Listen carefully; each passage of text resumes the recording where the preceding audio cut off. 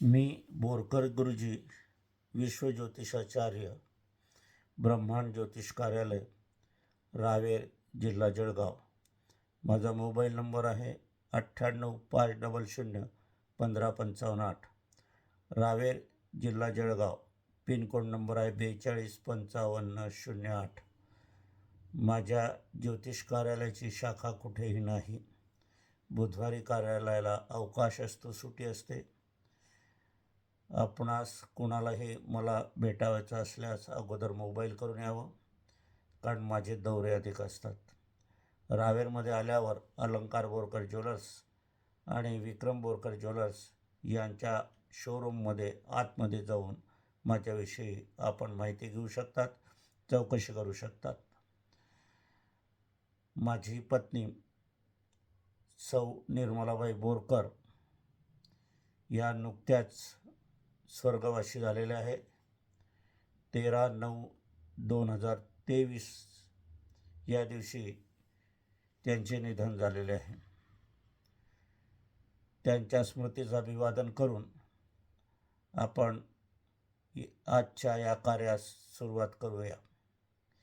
मला अनेकांनी आजचा जो कार्य आपण घेणार आहोत, आज जी चर्चा करणार आहोत, या चर्चेविषयी मला अनेकांनी विचारणा केली आहे, म्हणून मी तोच विषय आज घेत आहे.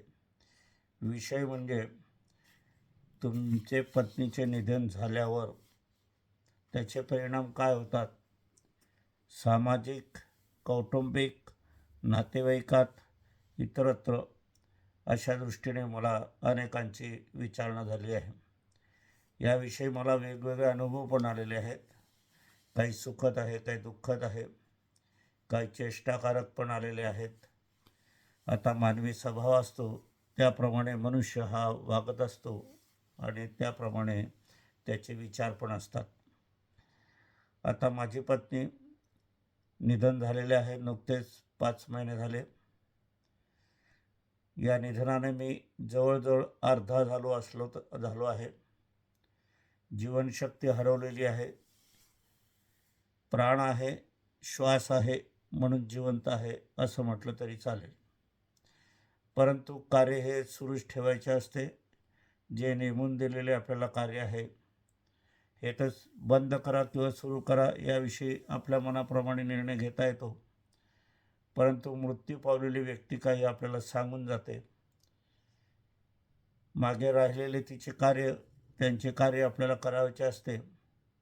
त्याचसाठी आपण जिवंत राहतो आणि ते कार्य पूर्ण करण्याचा आटोकाट प्रयत्न करतो. आटोकाट प्रयत्न याच्यासाठी करतो की ती जी व्यक्ती गेली आहे ती आपली व्यक्ती आहे. आपण गेल्यावर मग तिचं कार्य कोण पूर्ण करेल हा एक प्रश्न चित राहतो. म्हणून आपण ते कार्य पूर्ण करण्याचा आटोकाट प्रयत्न करतो आणि त्याच्यासाठी जीवन आयुष्य आपलं हे पुढे चालत असते.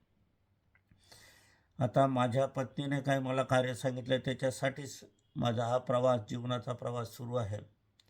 परंतु जगणे हे वचनपूर्तीसाठी आहे, इतर कार्यासाठी पण आहे, नाही असं नाही. सामाजिक बांधिलकी असते, कौटुंबिक बांधिलकी असते, समाजाची बांधिलकी असते. ते पण कार्य त्यासोबत करायचं असते आणि ते कार्य मी करत आहे. माझं ज्योतिष कार्यालय पण सुरू झालेलं आहे. कार्यालयाची वेळ ही सकाळी 10 ते 4 वाजेपावतर आहे.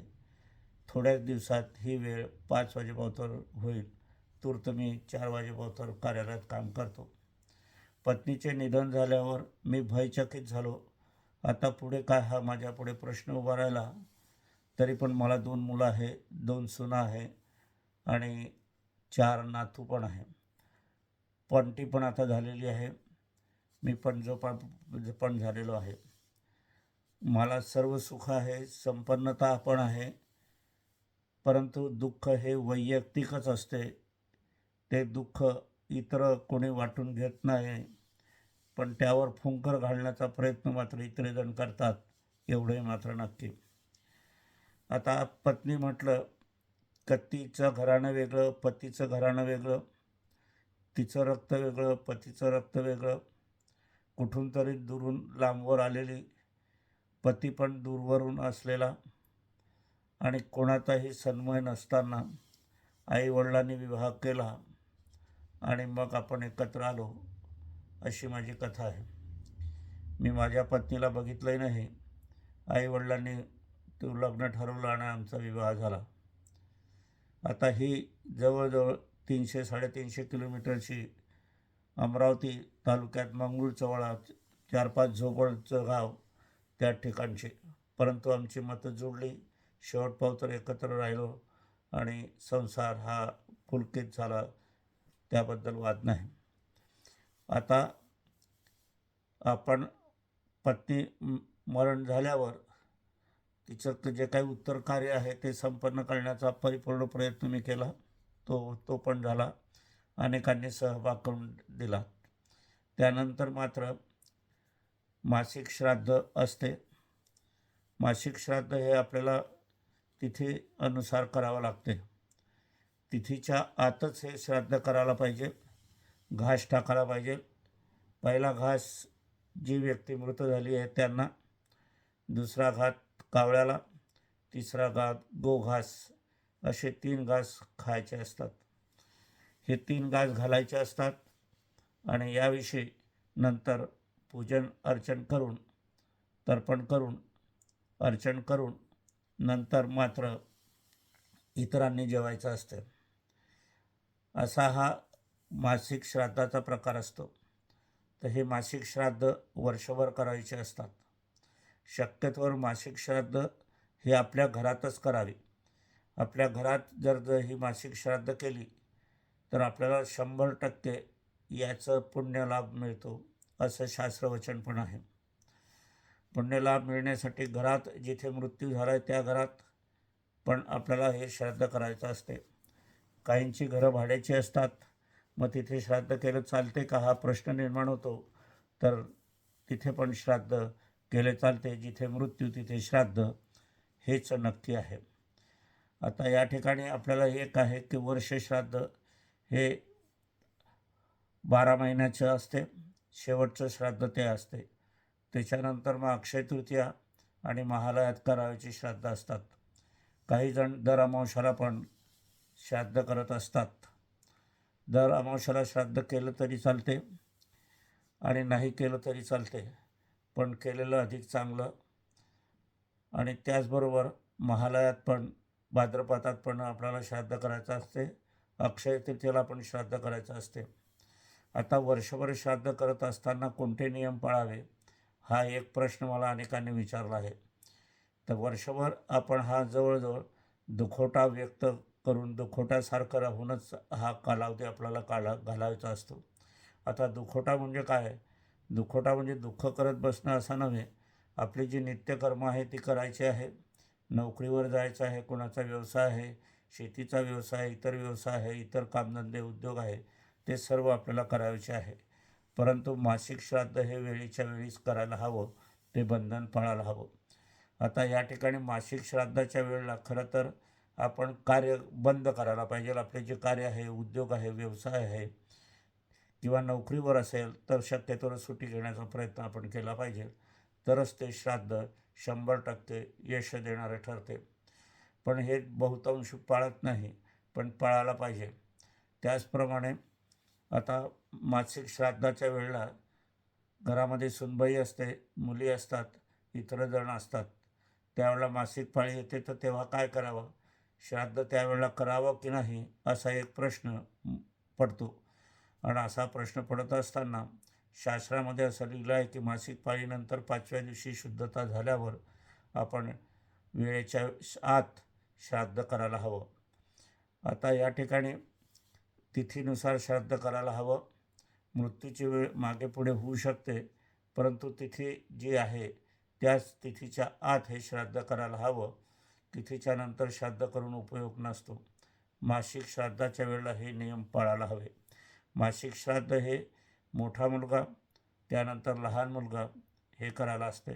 मुलगा नसेल तर मुलगीसुद्धा करू शकते, जावाईसुद्धा करू शकतो, नाही तर सुनबाईसुद्धा करू शकते. त्याबद्दल हे नाही. ज्या वेळेला रामाचा वनवास होता आणि सीतेला श्राद्ध करण्याची वेळ आली दशरथाचं, त्यावेळेला वेळ निघून जात होती, म्हणून सीतेनं सुद्धा श्राद्ध केलेलाचा उल्लेख ग्रंथामध्ये आहे. म्हणून स्त्रियांनासुद्धा श्राद्धविधी हा करता येतो हे आहे. आता श्राद्धविधीच्या दिवशी मात्र नीतिनियम पाळले गेले पाहिजेत. नीतिनियमाची नियमावली ही अशी आहे की आपण देवपूजा नित्याने कर्म आपण करू शकतो, परंतु उत्सव शक्यतोवर करू नये. दिवाळी दसरा करू नये, गणपती किंवा देवी स्थापना करू नये. वर्षभरानंतर ती करावी, कारण मंगल कार्य करू नये असं विधान आहे. मंगल कार्य करू नये, मंगल कार्यात जाऊसुद्धा नाही. मर्तिक कार्यात आपण जाऊ शकतात, अशुभ कार्यामध्ये जिथे आहे तिथे आपण हजेरी लावू शकतात. लग्न समारंभामध्ये शक्यतोवर न जाण्याचा प्रयत्न आपण केला पाहिजे, कारण वर्षभर आपल्याला शास्त्रानुसार जी मयत झालेली व्यक्ती असते तिचा आत्मा हा घरातच असतो. वर्षभराचा तिचा कालावधी असतो, म्हणून आपण दर महिन्याला श्राद्ध हा करत असतो. वार्षिक श्राद्ध झाल्यावर नंतर काय तर आई गेलेली असेल, स्त्री गेलेली असेल तर प्रथम त्याच वर्षाच्या आत मोठ्या मुलाने, लहान मुलाने, नसेल तर सुनेने, मुलीने किंवा जावयाने हे श्राद्ध मातृगयास करायला हवं. हा अधिकार पतीला नाही, हा अधिकार मुलांना आहे, मुलींना आहे. आणि म्हणून वर्ष झाल्यावर लगेचच मातृगयाला जाऊन मातृत्व श्राद्ध विधी करायला हवा. त्यानंतरच लगेचच आपण गयाला जावं आणि गयाला जात असताना तिथे पण मातृश्राद्ध, माताश्राद्ध करायला हवं. आता मुलांना हा अधिकार प्रथम आहे आणि मुलं नसतील तर मुलींना अधिकार आहे, आणि हे दोघंही नसतील तर मग शेवटी पतीला अधिकार तो आहेच. इतरांकडनं पण करून घेण्याचा प्रघात आहे, ब्राह्मणांकडनं, पुजाऱ्यांकडनं. असे विधी आपल्याला हे करणे मात्र जरुरी आहे. हे विधी श्राद्ध झाल्यानंतर लगेचच केलेले अधिक चांगले. ताटकळत ठेवणे केव्हाही उचित योग्य नाही. श्राद्धाच्या विधीला नीतिनियम पाळणे फार महत्त्वाचे आहे. इतर जे आपल्याला सणवार असतात त्याच्यामध्ये खंड पडला तरी चालतो, परंतु श्राद्धविधीमध्ये कदापि खंड पडता कामा नये. आता वर्षभरामध्ये गोड पदार्थ खाऊ नये, आनंद उत्सव साजरा करू नये, नवीन वस्त्र घालू नये, घराला रंगरंगोटी करू नये. त्यानंतर टी व्ही किंवा आनंददायक उत्सव हे सर्व बंद करायला हवे. आता या ठिकाणी घरामध्ये गोड पदार्थसुद्धा करू नये, गोड पदार्थ खाऊ नये, कारण वर्षभराचे हे नियम आपल्याला पाळायचे असतात.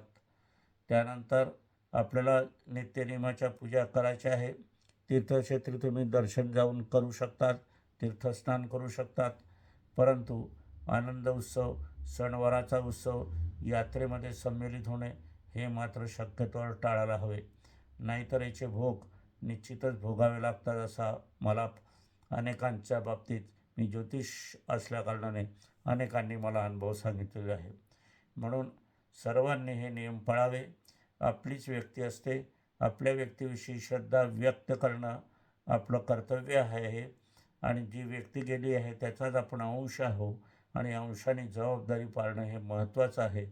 श्राद्धाच्या विधीसाठी एवढं मात्र नक्की आहे. श्राद्ध करताना तन मन धनाने आणि याच्याने करावं. घाईगर्दीत कदापि करू नये. घाईगर्दीत याच्यासाठी आपल्याला त्या दिवशी उद्योग बंद करावा, सुटी घ्यावी, आणि त्या दिवशी जी व्यक्ती मृत झाली आहे, स्वर्गीय झालेली आहे, त्याच्या स्मरणार्थ, त्याच्या आठवणीत तो संपूर्ण दिवस घालवावा असं शास्त्रवचन आहे, आणि ते सत्य आहे. आपण आपल्यासाठी करत असतो, इतरांसाठी आपण करत नसतो. आपल्याच व्यक्तीसाठी आपल्याला करणं हे कर्तव्य आहे, आणि कर्तव्याची भावना ठेवूनच आपण श्राद्धविधी करायला हवे. त्यात इतरांनी जे काही मसले दिले असतील की तुम्ही उत्सवात सामील व्हा, आमच्या घरी या, लग्नाला या, आनंद करा, हे कोणी सांगितलं असलं तरी ते मात्र त्याप्रमाणे आपण वागण्याचा प्रयत्न अजिबात करायचा नाही. कारण सल्ले देणारे असतात, त्यांना शास्त्राची माहिती नसते, म्हणून ते त्याविषयी त्यांचे तसे विचार असतात, काही जण आपलेपणाने सांगतात, याबद्दलही वाद नाही, परंतु शास्त्र पाळायला हवे आणि ते आपल्या व्यक्तीच्या बाबतीत तर जरूर पाळायला हवे. मी बोरकर गुरुजी, विश्वज्योतिषाचार्य, ब्रह्मांड ज्योतिष, रावेर, जिल्हा जळगाव. मोबाईल नंबर आहे 9850155558 आणि पिनकोड नंबर आहे 425508. बुधवारी कार्यालयाला सुट्टी असते. माझ्या कार्यालयाची कुठेही शाखा नाही. रावेरमध्ये आल्यावर अलंकार बोरकर ज्वेलर्स आणि विक्रम बोरकर ज्वेलर्स यांच्या शोरूममध्ये जाऊन माझी माहिती तुम्ही मिळवू शकतात. त्यानंतर पुनश्च माझी पत्नी स्वर्गीय सौ निर्मलाबाई बोरकर हिला अभिवादन करून आजचा हा कार्यक्रम आपण इथेच थांबवूया.